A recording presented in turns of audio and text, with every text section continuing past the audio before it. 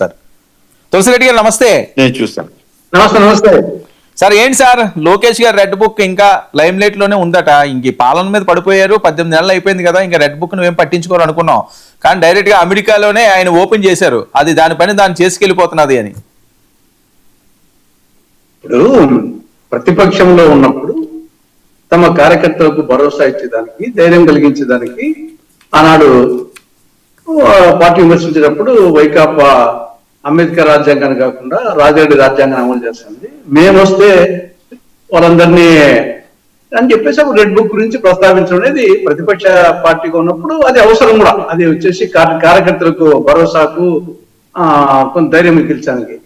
అదే అధికారంలోకి వచ్చిన తర్వాత ఇంకా పరిపాలన చేయకుండా కొత్త రెడ్ బుక్ గురించి మాట్లాడితే అది నెగిటివ్ అవుతుంది, బూమరాంగ్ అవుతుంది.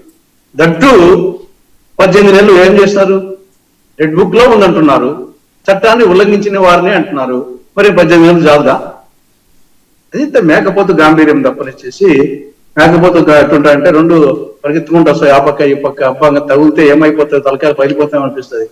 తీరా రెండు అట్లా పై కాళ్ళు పైకెత్తి ముద్దు పెట్టుకుంటే అట్లా 18 నెలల వంటి యాక్షన్ తీసుకోవాలని ఎవరు వద్దన్నారు? కాదండి, పెట్టుకోవాలి వీళ్ళు. ఇప్పుడు లేకుండా ఏముంది ఇక్కడ? ఇప్పుడు చట్ట వ్యతిరేక కార్యక్రమాలు చేసి చట్టాన్ని ఉల్లంఘించిన వారు ఉన్నారు, రెడ్ బుక్ లో ఉన్న పేర్లు ఉన్నాయంటున్నారు, చట్టాన్ని ఉల్లంఘించినారు అంటున్నారు. ఇంకా యాక్షన్ తీసుకున్న దానికి ఏముంది? 18 నెలలు పట్టిందా? కాబట్టి ఇవన్నీ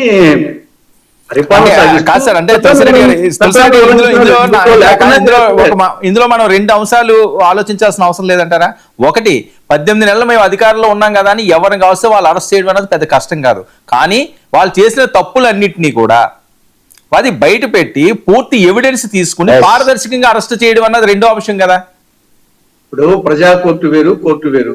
ప్రజా కోర్టులో వచ్చేసి ఒక టైపు, కోర్టులో వచ్చేసి చట్టాన్ని ఉల్లంఘించిన వారి మీద కోర్టుకి పెడితే అది అవునా కాదని కోర్టు తెలుస్తుంది.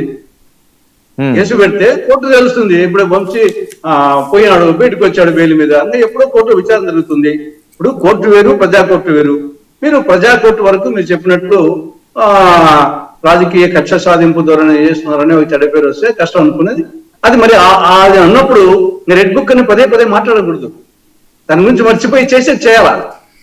మీరు పదే పదే చేసింది ఏం లేదు కానీ రెడ్ బుక్ అంటూ అది యాక్చువల్ గా వచ్చేసి నెత్తిన బురద వేసుకుంటున్నారు. 18 రాజకీయ కక్ష జగన్మోహన్ రెడ్డి అనేక కార్యక్రమాలు చేసినప్పుడు ఎందుకు ఓడిపోయినాడు?